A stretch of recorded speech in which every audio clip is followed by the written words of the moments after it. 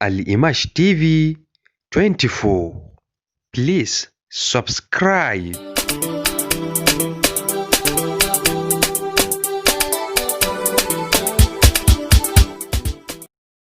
Jama'a barkanmu da warhaka, barkanmu da kasancewa a cikin wannan shiri namu mai albarka. Shiri mai suna cin zarafi. A yau shirin namu zai yi duba ne akan wata matsala da ke ci ma al'umman wannan lokaci tuwo a ƙwarya. Wato matsalar fyaɗe. Ku kasance tare da ni Ibrahim Al-Imash a cikin wannan shiri domin jin yadda za ta kasance. A ƙarƙashin wannan matsala ta fyaɗe, za mu yi duba a kan wasu al'amura guda 10. Abu na farko, shin menene ma fyaɗe? Abu na biyu, kashe-kashensa. Abu na uku, dalilan da yake sa ake yawan yin fyaɗe. Abu na huɗu, suwaye ake yi wa fyaɗe ko kuma ‘ya'yanwa. Abu na biyar, miye gudumawar ƙungiyoyi masu kare haƙƙin ɗan adam akan magance wannan matsala? Abu na shida, waɗanne hanyoyi ake bi don ganin an magance ta? Abu na bakwai, ta yaya ake bambance fyaɗe da kuma saduwa ta jin daɗi? Abu na takwas, shin akwai hukumomi masu kula da hakan? Abu na tara, waɗanne jami'an tsaro ake fara iskowa idan hakan ta faru? Abu na 10, shin addini yana da tasiri akan haka? Abu na 11, wace doka ko hukunci ake ɗauka akan tabbacin fyaɗe? Ku biyo mu sannu a hankali.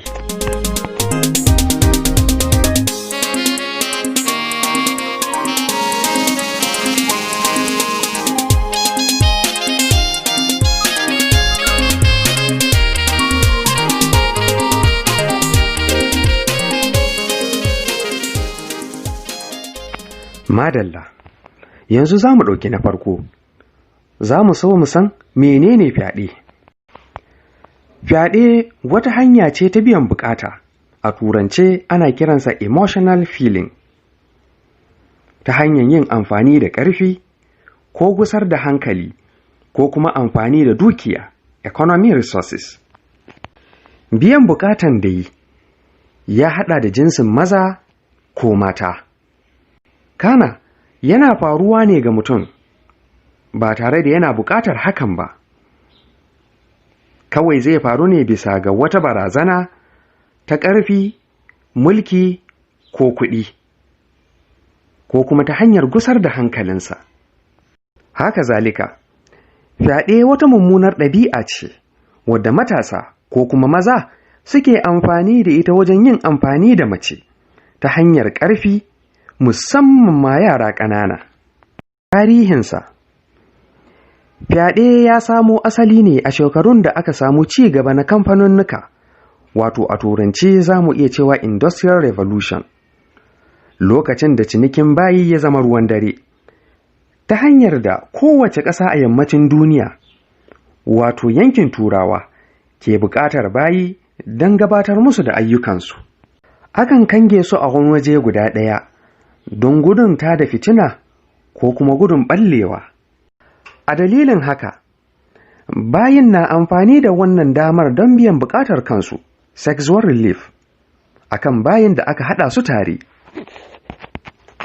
Walau mata ko maza, sakamakon suna haɗe a farkon lokaci ta hanyar amfani da ƙarfi.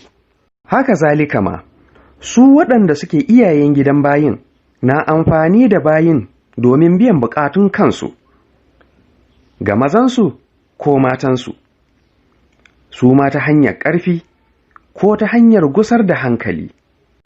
To daga wannan lokacin, ɗabi'ar ta zama wata hanya ta masu ƙarfi ko masu sarrafa ƙwayoyi ke amfani da su wajen biyan bukatun kansu.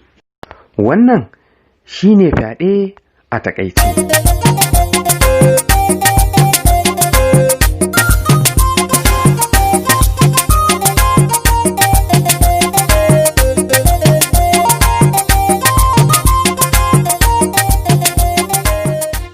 Abu na biyu, kashe-kashensa.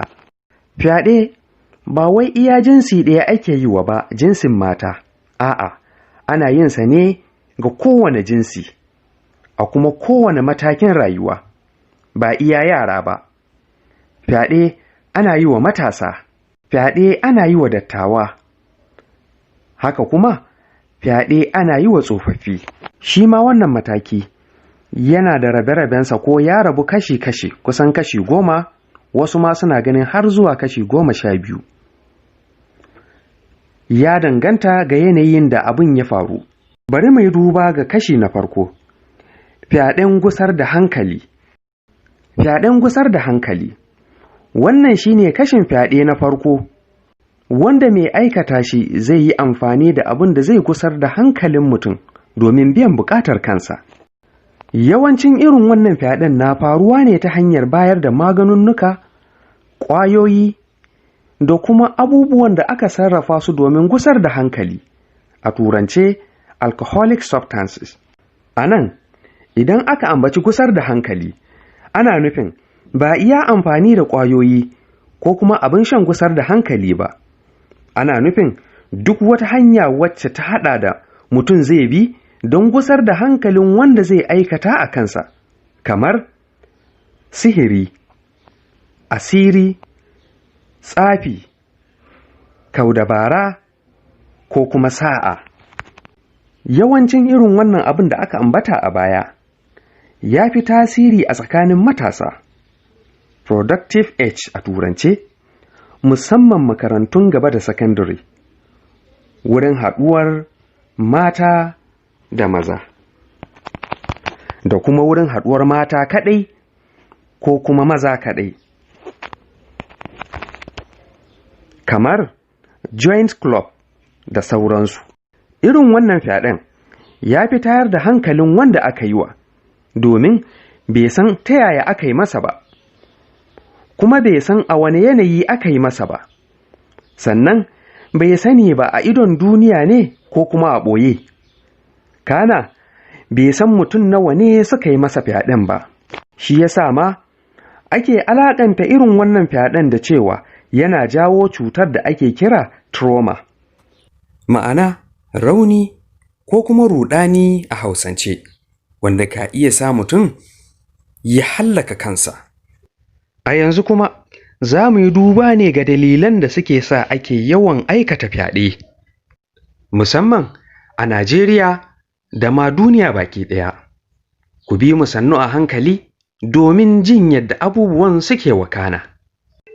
A nan wasu daga cikin dalilan, waɗansu suna ganin cewa sakacin iyaye ne, wasu kuma suna ganin cewa laifin na 'yan matan da ake wa fyaɗen ne, waɗansu kuma suna ganin tasirin masu tsubace-tsubace ne da ma matsafa a kan masu aikata fyaɗen. Sannan akwai masu yin duba ta fiskar kayan shaye-shaye, su ma wasu dalilai ne da ka haddasa yin fyaɗe. Waɗansu kuma suna ganin tasirin ƙarfin sha'awa ne ke haddasa hakan, da ma sauran wasu dalilai waɗanda ba mu ambata ba. To koma dai menene, fyaɗe ba abun ƙwarai ba ne, fyaɗe ba abu mai kyau ba ne, domin fyaɗe yana lalata rayuwar wanda aka yi wa. Sannan dukkan mai aikata fyaɗe lalle bai cika mutum ba. A Najeriya a cikin 'yan kwanakin nan an samu yawaitan ƙorafe-ƙorafe a wurare daban-daban, al'amarin da ya shafi fyaɗe, musamman yara ƙanana, 'yan mata, kai abin takaici har ma da dattawa. Babban abin takaici a nan shine wasu marasa tsoron Allah da tausayi sukan yi fyaɗe wa 'yan mata daga bisani kuma su kashe su. Kwana-kwanan nan a jihar Jigawa an samu rahoton wasu mutane guda 12 da suka kwashe sama da wata 2 suna yi ma yarinya 'yar shekara 12 fyaɗe. To jama'a, a nan muke kawo ƙarshen wannan shirin namu. Domin jin yadda ta kaya, sai ku tara a sabon shirinmu na gaba. Mun gode. Wannan shirin yana zuwa muku ne daga kafar Al-Imash TV 24 a dandalin YouTube, a ƙarƙashin jagorancin kamfanin Al-Imash Media Services Limited. Ku danna subscribe tare da yin sharing domin amfanin al'umma baki ɗaya.